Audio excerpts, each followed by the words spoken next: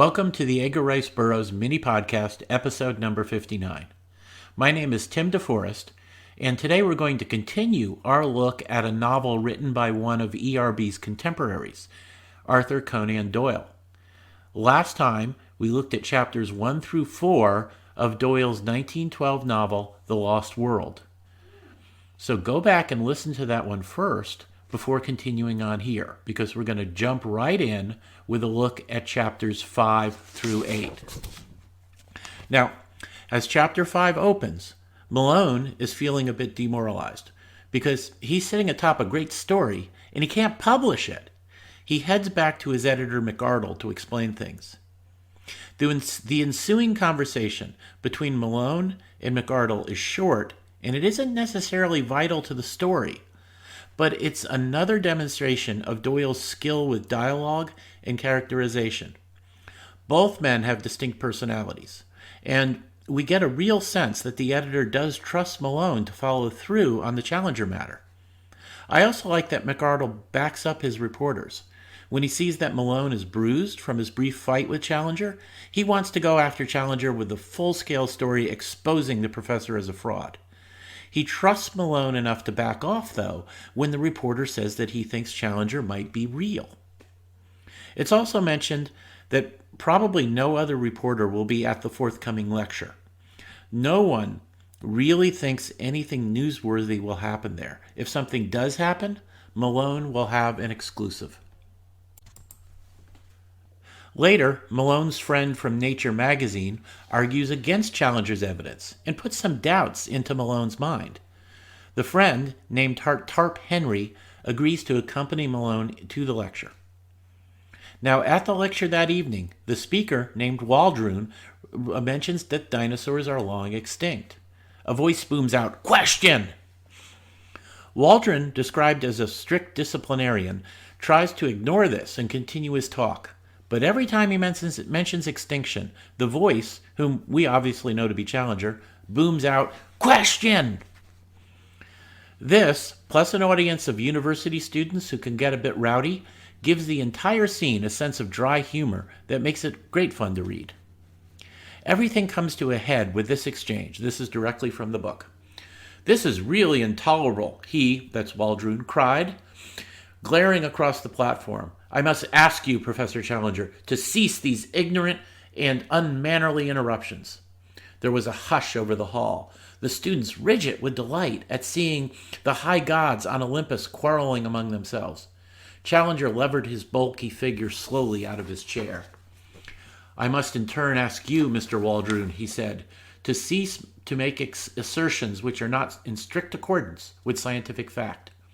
The words unloosed a tempest. "Shame, shame! Give him a hearing! Put him out! Shove him off the platform! Fair play!" emerged from a general roar of amusement or execration. The chairman was on his feet, flapping both his hands and bleating excitingly. "Professor Challenger, personal views later," were the solid peaks above his clouds of inaudible mutter. The interrupter bowed, smiled, stroked his beard, and relapsed into his chair. Waldron, very flushed and warlike, continued his observations. Now and then he made an assertion. As he made an assertion, he shot a venomous glance at his opponent, who seemed to be slumbering deeply, with the same broad, happy smile on his face. End quote. Remember that Challenger had told Malone he would conduct himself with restraint. And to be fair, for Challenger, this is really quite restrained. When the talk ends, Challenger begins to speak, though he's frequently interrupted by the rowdy students. Once again, to be fair to Challenger, he shows a great deal of restraint, though he does begin to lose his temper towards the end and begins to rant on about how the prophets of science are always persecuted. The chaos worsens, and we're told, quote, "Grave and reverend seniors seem to have caught the prevailing spirit as badly as the students, and I saw white-bearded men rising and shaking their fists at the obdurate professor," unquote. Challenger makes a demand that someone travel to South America to verify his discoveries. Here we meet Professor Summerlee, and Doyle once again gives us an effective snapshot of a character with a single sentence. Quote, Mr. Summerlee, the veteran professor of comparative anatomy, rose among the audience, a tall, thin, bitter man with the withered aspect of a theologian. Unquote. Summerlee's ensuing relationship with Challenger is immediately foreshadowed by the way the two snark at each other. In the end, though, Summerlee agrees to go on the journey. Malone, thinking of Gladys and her desire to marry a hero, immediately volunteers to go along as an absolutely unprejudiced witness. It's here that we meet the action hero member of the party, Lord John Roxton, who is identified as a world-famous sportsman and traveler, also volunteers to go along. So in Chapter 6, Roxton and Malone meet together, and we learn quite a bit about Roxton. This meeting takes place in his apartment, where it's described as, quote, mingled the luxury of the wealthy man of taste and the careless untidiness of the bachelor, unquote. And this establishes several important points about him right off the start, as do the many heads of animals also decorating his home. Roxton then tests Malone's mettle by asking the reporter to help him physically subdue a friend who is drinking himself to death. When Malone agrees, Roxton admits this is just a test, and he's pleased that Malone is willing to take risks. He also quizzes Malone on his proficiency with firearms, and picks out a good rifle for him. Now, it's while picking out that rifle that Roxton tells the following story. And this is a quote from the book. That's the rifle I used against the Peruvian slave drivers 3 years ago. I was the flail of the Lord up in those parts, I may tell you, though you won't find it in any blue book. There are times, young fella, when every one of us must make a stand for human right and justice, or you never feel clean again. That's why I made a little war of my own, declared it myself, waged it myself, ended it myself. Each of those nicks is for a slave murderer, a good row of them. What? That big one is for Pedro Lopez, the king of them all, that I killed in a backwater on the Putumayo River. Now here's something that would do for you, unquote. So we learn first that Malone is someone who can be depended upon. And we learn that though Roxton agreed to go along on the expedition on the spur of the moment, he's still going to make sure of his companions. We also learn that he will fight for what he believes in, doing so ruthlessly and even extra-legally if it's in the cause of justice. The scene does much to establish him as the natural leader of the group. The mention of the slave trader he killed will also be an important plot point later on. Now, a modern reader might wonder if Roxton is a fanatic, or otherwise maybe just plain nuts, as he just casually admits to waging a completely personal war and killing a whole bunch of people. On the other hand, he did so to wipe out a slaver ring in an area where there was probably no legal means of doing so. And we will see that Roxton conducts himself with courage and that he is a good leader throughout the rest of the novel. Now, of course, his conviction that he fights for justice will lead to the one point in the novel that can really bother a modern reader, the decision later on to wipe out the cavemen to protect the Indians. But it should be said that the other characters also unquestioningly join in this mini-genocide as well. And as we'll discuss when we get to that chapter, it can be seen as a morally complicated situation.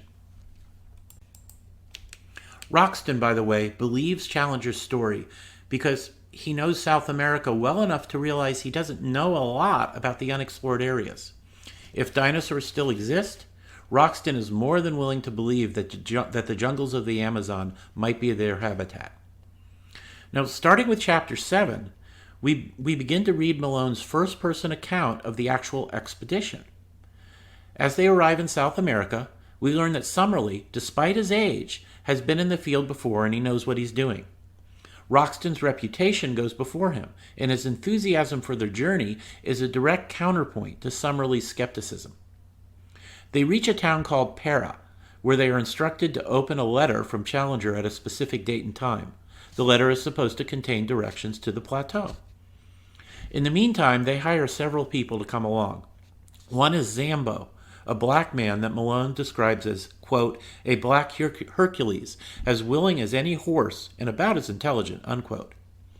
Now, in the Sherlock Holmes story, The Adventure of the Yellow Face, Doyle showed, especially for a Victorian-era white man, a quite progressive attitude towards race. Malone's description of Zambo as less than bright might be taken as a judgment on a specific man rather than Zambo's race. On the other hand, perhaps some of the racial attitudes of the time are making their way into the story. The little dialogue Zambo gets is stereotypical. But Zambo also comes up with a plan for getting a message back to civilization when the party gets trapped on the plateau. In the end, each reader must decide for him or herself about this. The two other servants are described as half-breeds, named Gomez and Manuel. Half-breed, of course, is not a term we would use today, but it was common when the novel was written. Once again, whether Doyle is reflecting racial attitudes of the time or just employing a then common term is something each reader can decide for themselves. Now, the day and time to open Challenger's letter arrives, but it contains only a blank paper, something Summerlee immediately interprets as a tacit admission by Challenger to be a fraud. But then Challenger himself walks into their hut. He had planned to accompany them all along and will be their guide to the plateau, but simply couldn't resist making a dramatic entrance. He and Summerlee snark at each other a bit more, but Challenger coming along as a guide is too sensible for the older man to make any serious objection. They then take a steam launch up the Amazon. Joined by two Indians who had gone along with Challenger on this first journey, they continue in canoes. There is a bit of foreshadowing in that the Indians are obviously frightened of going back. Chapter 8 sees them deep in the jungle. Doyle's vivid description of the jungle and its dangers are mixed in with accounts of Challenger and Summerlee arguing about pretty much every subject under the sun. Malone writes the following: "It must be admitted that Challenger is provocative to the last degree, but Summerlee has an acid tongue, which makes matters worse. Last night, Challenger said that he never cared to walk on the Thames embankment and look up the river, as it is always sad to see one's own eventual goal. He is convinced, of course, that he is destined for Westminster Abbey. Summerlee rejoined, however, with a sour smile, by saying that he understood that Millbank Prison had been pulled down. Challenger's conceit is too colossal to allow him to be really annoyed. He only smiled in his beard and repeated, 'Really, really,' in that pitying tone one would use to a child. Indeed, they are children both, the one wizened and cantankerous, the other formidable and overbearing, yet each with a brain which has put him in the first rank of a scientific age. Brain, character, soul. Only as one sees more of life does one understand how distinct is each." That is a wonderful, wonderful paragraph, and it shows a profound understanding of some aspects of human nature. Now, the expedition begins to hear drums, indicated that a remote tribe, possibly cannibals, might be stalking them. They push on, though. Summerlee and Challenger, of course, take the time to argue about the possible nature of the Indians who might be stalking them. But they soon reach territory that is said to be haunted, and into which the Indians will not pursue them. They reach a point where they have to leave the canoes and advance through the jungle directly. Chapter 8 ends as they reach the plateau, the existence of which shuts Summerlee up, at least for the time being. There is also this occurrence, directly from the book again. Professor Challenger, who with the two local Indians was in the van of the party, stopped suddenly and pointed excitedly to the right. As he did so, we saw, at the distance of a mile or so, something which appeared to be a huge gray bird flap slowly up from the ground and skim smoothly off, flying very low and straight until it was lost among the tree ferns. "Did you see it?" cried Challenger in exultation. "Summerlee, did you see it?" His colleague was staring at the spot where the creature had disappeared. "What do you claim that it was?" he asked. "To the best of my belief, a pterodactyl." Summerlee burst into derisive laughter. "A fiddlestick," he said. "It was a stork, if I ever saw one." Challenger was too furious to speak. He simply swung his pack upon his back and continued upon his march. Lord John came abreast of me, however, and his face was more grave than was his wont. He had his Zeiss glasses in his hand. "I focused it before it got over the trees," he said, "and I won't undertake to say what it was, but I'll risk my reputation as a sportsman that it wasn't any bird that I ever clapped eyes on in my life." So, Chapter 8 is really a remarkable example of storytelling. It's a mini jungle adventure that gives us a sense of just how remote this area is from civilization, peppered with effective bits of characterization and foreshadowing of future events. It's really a masterpiece of good storytelling. So that's it for now. We'll return soon to discuss the next 4 chapters of the book. Once again, my name is Tim DeForest. Please visit my blog at Comics, Old Time Radio, and other cool stuff. You can read about all sorts of pulp and old-time radio and comic book adventures there. Also, you can visit the Edgar Rice Burroughs podcast store at cafepress.com/ERB podcast. There'll be links to all of this in the show notes. We have a lot of great merchandise there. With the kind permission of Edgar Rice Burroughs Incorporated, we have merchandise such as cups, t-shirts, and such that have images directly from Burroughs' novels on them, done by the artist Ben Alvarez. So please visit the store, buy some stuff, make us rich beyond the dreams of avarice. And we will return soon with another mini podcast episode.